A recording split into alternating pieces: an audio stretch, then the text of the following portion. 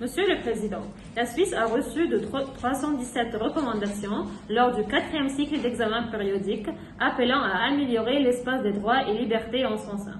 MAC apprécie la mise en œuvre de nombreuses recommandations formulées lors du dernier cycle de l'EPU. MAC reste très préoccupé par les dispositions législatives récemment adoptées par le gouvernement suisse dans le domaine de la lutte contre le terrorisme.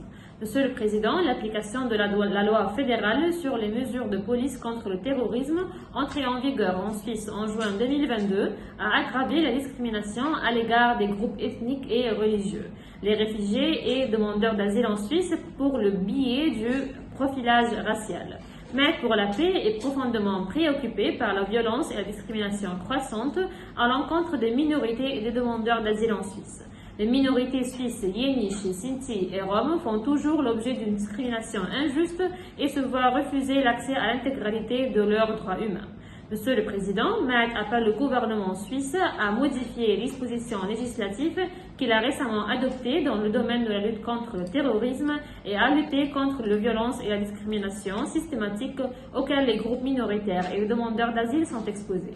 En outre, MAC exhorte le gouvernement suisse à travailler en étroite collaboration avec la société civile pour mettre en œuvre les recommandations qui lui sont soumises lors de l'examen périodique en cours.